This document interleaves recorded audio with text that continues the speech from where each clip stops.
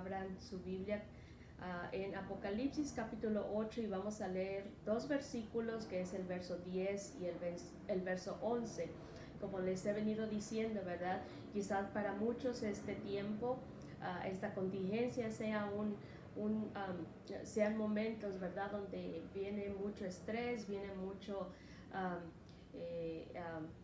confusión, ¿verdad? Tristeza para algunos, pero para los hijos de Dios, aunque a veces pueda venir un poco de preocupación, pero podemos por medio de la misericordia del Señor ver que a cada uno de nosotros este tiempo también nos sirve para como iglesia, como individuos, para despertar, para analizar nuestra vida, ver dónde estamos parados, que permitir al Espíritu Santo que Él pueda exhortarnos, edificarnos, corregirnos en todas las áreas de nuestra vida donde necesitemos, ¿verdad?, que ser corregidos. Dice en Apocalipsis capítulo 8, verso 10 al 11, dice así la palabra del Señor. El tercer ángel tocó la trompeta y cayó del cielo una gran estrella ardiendo como una antorcha, y cayó sobre la tercera parte de los ríos y sobre las fuentes de las aguas. Y el nombre de la estrella es Ajenjo, y la tercera parte de las aguas se convirtió en ajenjo, y muchos hombres murieron a causa de esas aguas, porque se hicieron amargas. Cuando la iglesia no entiende su propósito y el por qué está en esta tierra, se convierte en solamente un club social, se convierte solamente en un lugar de reunión. Se puede convertir para muchos hasta simplemente en una rutina. Pero la iglesia, y también como individuos, la iglesia debe de tener su identidad y propósito. Si tú no tienes identidad, no vas a funcionar en tu propósito. Vamos a vivir una vida que no tiene nada que ver con el destino que Dios preparó para nosotros. Nos dice la palabra del Señor en Ezequiel capítulo 47, si tiene tiempo en la semana, léalo, más bien el fin de semana. El capítulo 47 habla acerca de un templo, donde dice que salían ríos que tenían el poder de sanar, de dar vida, de vivificar y de multiplicar. Así también, esto es una comparación, podemos compararlo, ¿verdad? No solamente a nuestra vida, pero también a la iglesia. Porque este es un cuadro profético. Este es el propósito de Dios para la iglesia. Cada congregación debe de ser un santuario de santidad, de sanidad y de ofrecer vida nueva para todo aquel que entre por sus puertas. El propósito de la iglesia en esta tierra es dar vida, sanar, vivificar y multiplicar. Asimismo nos dice también en 1 de Corintios que nosotros somos el templo del Espíritu de Dios. Y en Juan 7:38 dice acerca de los que hemos creído en Jesús, dice, el que cree en mí, como dice la Escritura, de su interior correrán ríos de agua viva. La palabra de Dios establece entonces que tanto su iglesia como individualmente hay un río dentro de nosotros. Dice en los versículos de Apocalipsis que leímos hace un momento, de un río, habla de un río, pero dice que ese río se contaminó. Y al contaminarse, los que bebieron de esa agua murieron. Porque la meta de un río es vivificar con sus aguas. Pero este río se amargó por el ajenjo. El ajenjo investigué, ¿verdad? Porque yo no lo conocía. El ajenjo dice que son unas hojas medicinales que son amargas. Y si vamos a Hebreos capítulo 12, usted puede apuntar, ya sabe, no podemos, ¿verdad? No puedo estar esperando, ¿verdad?, a que lo busque, pero si apunta en Hebreos capítulo 12, el verso 15 y 16 dice, mirad bien, no sea que alguno deje de alcanzar la gracia de Dios, que brotando alguna raíz de amargura os estorbe, y por ella muchos sean contaminados. No sea que haya algún fornicario o profano como Esaú, que por una sola comida vendió su primogenitura. En síntesis, la amargura tiene el poder de afectar a aquellos que están junto a nosotros. ¿Sabe por qué muchos en la iglesia, aunque conocemos al Señor, no avanzamos y no somos eficaces ni fluimos como Dios quiere que lo hagamos? porque hay amargura en nuestro corazón. Y vamos a hablar algunas características de un corazón amargado. Este estudio yo lo di hace bastante tiempo, hace tiempo atrás en la iglesia, y aunque quise traer otra cosa, me venía este pensamiento, este mensaje una y otra vez. Vamos a hablar acerca de las características de un corazón amargado. Y quizás usted diga, ojalá, ¿verdad?, que este mensaje lo oiga fulanito o menganito, ¿verdad? Ojalá que lo esté oyendo cierto hermano. Pero como le dije, vamos a permitir que la palabra de Dios nos hable a cada uno de nosotros, que me hable a mí, que le hable a usted. Y dice en Génesis 27, ¿verdad? Ya conocemos la historia acerca de estos dos hermanos, de Jacob y Esaú. Esaú tenía derechos como primogénito, ¿verdad? Era algo que se acostumbraba en aquellos tiempos, y su derecho era, por ser el primogénito, de recibir una doble porción de la herencia. Y sabemos que él fue un poco torpe, ¿verdad? Con un hombre con falta de visión, que menospreció ese regalo de la primogenitura. Pero su hermano, que era un tramposo, un mentiroso, un usurpador, y tal cual era su nombre, así era él. Y él, aprovechando la poca sabiduría de su hermano, le cambia su primogenitura y su bendición por un plato de comida. Y dice de ahí del capítulo 27, el verso 34, dice: cuando Esaú oyó las palabras de su padre, clamó con una grande y muy amargada exclamación y le dijo: bendíceme también a mí, padre mío. Y el 38 dice: y Esaú respondió a su padre: ¿no tienes más que una sola bendición, padre mío? Bendíceme también a mí, padre mío. Y alzó Esaú su voz y lloró. La amargura entra a nuestro corazón cuando alguien nos hace algo. Un engaño, una herida, un golpe, una traición, un insulto, una ofensa. Todos en algún momento de la vida pasamos por experiencias donde algo o alguien nos afecta y nos duele tanto que entra un resentimiento, que empezamos a tener actitudes y pensamientos de ira, de enojo, de venganza, y esa amargura estorba para disfrutar la gracia de Dios. Podemos estar en un ambiente, ¿verdad?, en una atmósfera gloriosa, alabando al Señor, estamos alabando, cantando y adorando, y el amargado, una persona amargada en la iglesia, está indiferente, está con apatía, está decimos en México, con una cara larga, con una cara dura, con la boca cerrada. Su mirada quizás esté fijada en alguna otra cosa, o está serio. A Esaú, mire, le entró la amargura, y dice, y mire la clase de actitud que él comenzó a tomar de allá en adelante. Dice el verso 41, y aborreció Esaú a Jacob por la bendición con que su padre le había bendecido. Quien está amargado no soporta que otro esté bendecido, que otro esté bien. Si yo no soporto que a otro le vaya bien, es porque las aguas de mi corazón están contaminadas. Hay amargura en mi corazón. A mí me ha pasado, pero hermano, Cristo puede hacernos libres de esas actitudes. Cuando estamos amargados, a veces hasta evadimos la presencia de Dios porque no podemos disfrutar en su plenitud. Esaú aborrecía a su hermano por la bendición que su padre le había dado.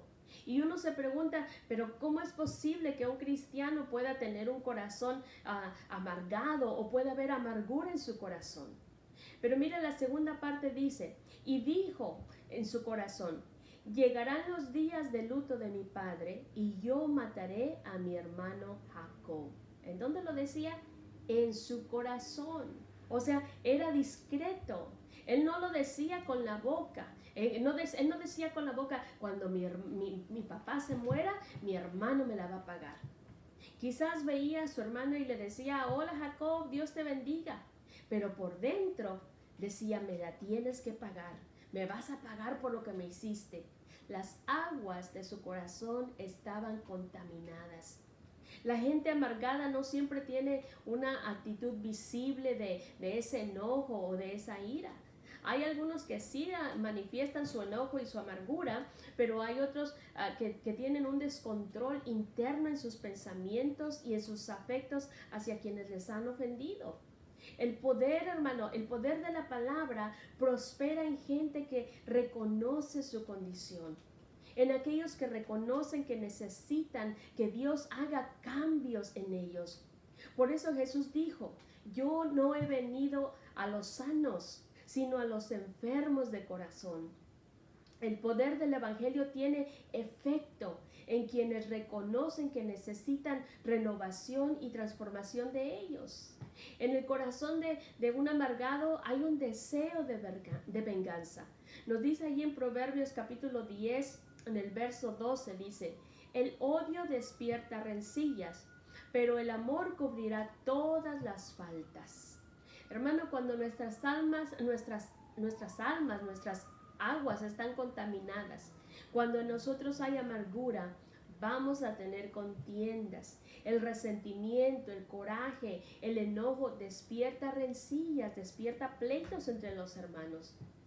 Dice Proverbios capítulo 26, del verso 24 al 26, el que odia disimula con sus labios, mas en su interior maquina engaño. Cuando hablare amigablemente, no le creas, porque 7 abominaciones hay en su corazón. Aunque su odio se cubra con disimulo, su maldad será descubierta en la congregación. Y esto es lo que estaba pasando con Esaú. Por fuera parecía que todo estaba bien, que él estaba, ¿verdad? Que no pasaba nada, pero por dentro él tenía el deseo de matar a su hermano, de tomar venganza de su hermano. Todos tenemos un río. Y el río de nuestro corazón debe de estar limpio, debe de fluir agua para sanidad, para edificar, para vida eterna. Cuando un río deja de fluir, el agua se estanca y comienza con el tiempo a oler mal. Hermano, el enojo, la ira, la amargura, el resentimiento son cosas que afectan nuestra identidad como hijos de Dios y que nos estancan para que caminemos en los propósitos que Dios diseñó para nosotros. No solamente a nosotros, pero afecta a los que están con nosotros. La amargura te hace desear la venganza contra aquel que te lastimó. Tú quieres que te la pague, tú quieres que haya justicia, pero afecta también a aquellos que están muy cerca de ti, comenzando algunas ocasiones con tu cónyuge o con tus hijos. La falta de perdón, la amargura, el resentimiento, el enojo contaminan tus aguas y dice, como un veneno que no solamente bebemos nosotros mismos, pero sin darnos cuenta se lo estamos dando de beber también a aquellos que están a nuestro alrededor. A un amargado, porque podemos conocer, ¿verdad? Le estamos hablando de las características de un corazón con amargura. A un amargado todo le parece mal, todo lo ve negativo, todo le molesta, todo el tiempo se está quejando. Si decimos que somos hijos de Dios, deberíamos de vivir la vida de Jesús. Queremos las promesas de Dios, pero no queremos pisar sus pisadas. Un verdadero hijo de Dios no puede evitar ser herido, pero tampoco permite que la amargura llegue a su corazón. Hermano, pero si entra, sáquela rápido. No debes de dejar que eche raíz. Por eso se nos encarga a cada uno de nosotros, dice, sobre toda cosa guardada, guarda tu corazón, porque de él mana la vida. Y para eso, hermano, hay liberación por medio del Espíritu Santo. Hay poder en tu boca y voluntariamente debemos de renunciar a esta clase de actitudes. El que mis aguas no se contaminen depende solamente de mí. Cuando no arreglamos los asuntos del corazón, cuando no dejamos a Dios que Él sane nuestra herida, se amargan las aguas de nuestro corazón y podemos también contaminar la de otros. Miren, en ocasiones tenemos que estar muy alertas espiritualmente. Hacemos o nos hacen una llamada, un comentario, un chisme, una mentira o quizás hasta una verdad acerca de alguien. Y no solo pecamos contra Dios cuando murmuramos del otro, pero también ya sembramos la semilla de la discordia en el corazón de alguien, de disensión, de rencilla, de enojo, de amargura en alguien más. Dice en Proverbios 15:7, la boca de los sabios esparce sabiduría, no así el corazón de los necios. Y qué triste es que alguien que se dice hijo de Dios ande esparciendo discordia entre los hermanos, compartiendo o hablando, ¿verdad? Chismes. Pero le voy a decir que algo que escuché acerca de alguien, dijo, el problema no es que alguien esté hablando cosas de otro. La pregunta es, ¿por qué se sintió cómodo al compartirlo contigo? Muchos de nosotros no pedimos sabiduría a Dios y tenemos que hacerlo diariamente, pedirle sabiduría al Señor, de esa sabiduría que viene de lo alto. Y cuando alguien comienza a compartir con nosotros algún comentario que no es bueno, o quizás un chisme, si alguien comienza a murmurar de otro, rápidamente tu espíritu lo discierne y uno le puede decir, hey, un momento, no me hables mal de nadie. Yo no quiero saber cosas que van a afectar mi corazón, y en ese momento pues reprende a tu hermano y no reprenderlo, ¿verdad? Te reprendo en el nombre de Jesús, no, sino decirle, corregirlo, decirle, hermano, esto no es correcto, esto no es de gente íntegra, hermano, esto que estás haciendo no le agrada a Dios, lo que tú estás haciendo contrista al Espíritu Santo. Y también nos dice la palabra del Señor que no prestemos nuestros miembros al pecado. Nuestro oído no lo podemos prestar para el pecado.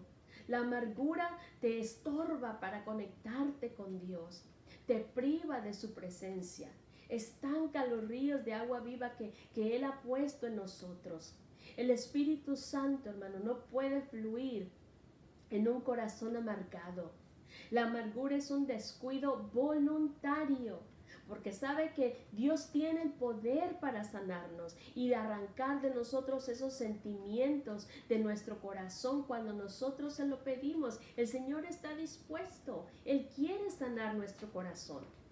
Dice el versículo de Hebreos, el versículo 16, no sea, dice, que haya algún fornicario o profano como Esaú, que por una sola comida vendió su primogenitura.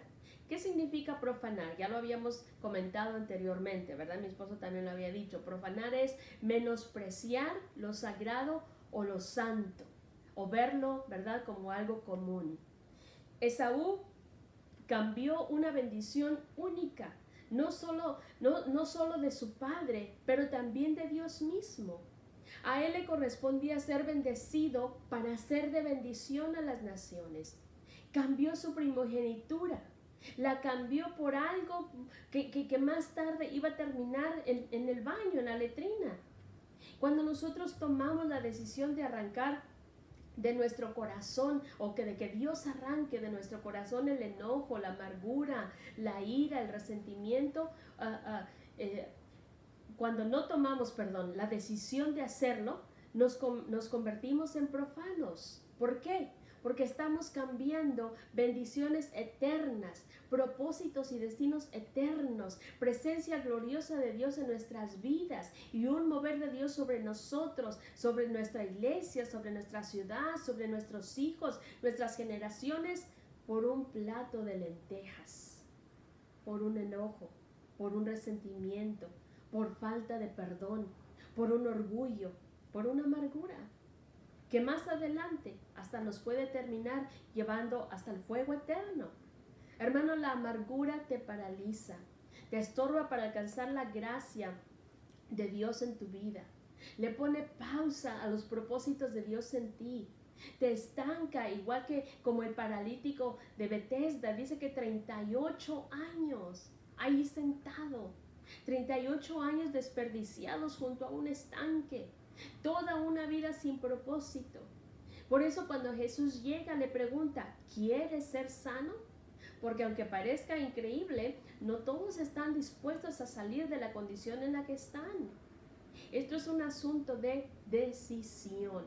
No es de que es que no puedo hacerlo, es que no puedo sacarlo, es que la herida es muy grande. No, hermano, es un asunto de decisión. ¿Se recuerda de Ana y Penina? Ahí en 1 Ana vivía siempre triste, ella vivía afligida, angustiada, llorando todo el tiempo, amargada por no poder tener hijos. Y encima, ¿verdad? Penina la atormentaba, burlándose de ella por su condición.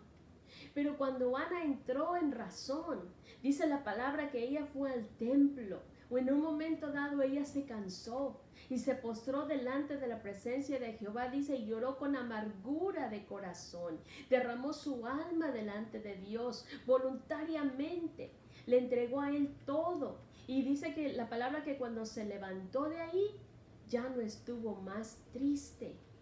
La amargura se fue. En ese momento el dolor se fue, la aflicción se fue. Por fin ella pudo ya comer, por fin pudo venir y adorar delante de la presencia del Señor, gozarse y levantar sus manos libremente, sin estorbos. Entonces, mire, después de que ella entregó toda esta amargura, todo este dolor, entonces Dios le concede su petición y Ana concibe un hijo llamado Samuel. Usted conoce la historia, uno de los profetas más grandes de la historia de Israel. ¿Se da cuenta? Todo un propósito detenido, todo un destino sin realizarse, toda una nación sin ser transformada gracias a que había amargura en el corazón de una mujer. Se trata de una decisión. Hermano, podemos aparentar que todo está bien con nosotros. Vamos a la iglesia, servimos, cantamos, aplaudimos, pero la amargura está en nuestra vida como una piedra en el zapato. Esaú dejó almacenar la amargura y el enojo en su vida y pensó hasta en matar a su propio hermano. Porque el pensamiento, ¿sabe? El pensamiento de aquella persona que está amargada es solamente de mal, hacer daño a quien sea posible. El amargado tiene la facultad de no olvidar y de recordar día a día. Se acuerda de la hora, de la fecha, de lo que hicieron. Guarda todos los detalles en su corazón. Se acuerda hasta del pantalón que traía, del color de la camisa que traía puesta. Tiene una memoria increíble para recordar esa experiencia. Pero, ¿por qué no se recuerda? ¿Por qué no nos recordamos lo que dice la palabra de Dios acerca de arreglar cuentas con nuestro hermano mientras estamos de camino, mientras hay oportunidad? Hermano, a veces dejamos perder bendiciones y oportunidades para transformar la vida de otros, de aportar para que el reino de Dios avance y que sea establecido en los corazones. Todo por gratificar un deseo de nuestra carne, porque esa es la única realidad. Esaú era hijo también de Isaac y también había propósitos de parte de Dios para él. Y no dudo que el Señor lo iba también a bendecir con grandes cosas, pero la amargura y el resentimiento de Esaú no solamente truncó las bendiciones para él, pero también para sus hijos y las siguientes generaciones. Porque no arreglar los asuntos de tu corazón en contra de tu hermano o de quien te hizo daño, de quien te hirió, traerá consecuencias a ti y a tus generaciones. Y el próximo viernes vamos a estar hablando un poco más acerca de este tema, de cómo afecta a nuestras generaciones. Si una iglesia, no purifica su corazón, no purifica su río, va dudando de su identidad y pierde el propósito. Acuérdate que tú eres templo del Espíritu Santo, de donde brota un río. Y todos los que somos discípulos de Jesús tenemos la obligación de asegurarnos que nuestro río esté limpio. Y la amargura es un veneno puro que si no sueltas el perdón y retienes la ofensa, nos va a dañar. Génesis capítulo 28. Vamos a tocar un poquito la próxima semana también acerca de esto. Génesis capítulo 28 del 6 al 9 dice así: Y vio Esaú cómo Isaac había bendecido a Jacob y le había enviado a Padán Aram para tomar para sí mujer de allí. Y cuando le bendijo, le había mandado diciendo: No tomarás mujer de las hijas de Canaán. Y que Jacob había obedecido a su padre y a su madre y se había ido a Padán Aram. Vio asimismo Esaú que las hijas de Canaán parecían mal a Isaac su padre, y se fue Esaú a Ismael y tomó para sí mujer de Malaat, hija de Ismael, hijo de Abraham, hermana de Nabaoth, hermana además de sus otras mujeres. ¿Qué es lo que vemos aquí? Un espíritu de rebeldía a la autoridad. La rebeldía, hermano, es una rama que nace de la raíz de la amargura. Isaac no quería que sus hijos tomaran mujer de Canaán para evitar que ellas desviaran su corazón de Dios y que lo inclinaran hacia la idolatría. Jacob obedeció, pero Esaú fue rebelde a este mandato de su padre. Toda forma de rebeldía nace de la amargura. La máxima expresión en contra de alguien que tiene amargura en su corazón es la rebeldía. La amargura te paraliza, la amargura te roba tu identidad y te desvía del propósito de Dios para tu vida en esta tierra. Pero hermano, con la ayuda del Espíritu Santo, tenemos que renunciar, tenemos que tomar la decisión de renunciar a todas estas cosas que la amargura atrae a nuestra vida. Dentro de ti mismo sabes que necesitas ayuda y la clave, la llave que extirpa toda raíz de amargura es el perdón. Perdonar. Ser discípulo de Jesús implica morir a ti. Dice la palabra del Señor, ya no vivo yo, mas Cristo vive en mí. Hay un canto muy hermoso que dice, yo quiero menguar para que crezcas tú. Así que tenemos que dejar de gobernar nosotros, tengo que dejar de gobernar yo para que pueda gobernar Cristo en mí. Vamos a venir delante del Señor en oración. Padre, gracias, Señor, una vez más en esta tarde, Señor, por la palabra que tú has traído, Señor, a nuestras vidas.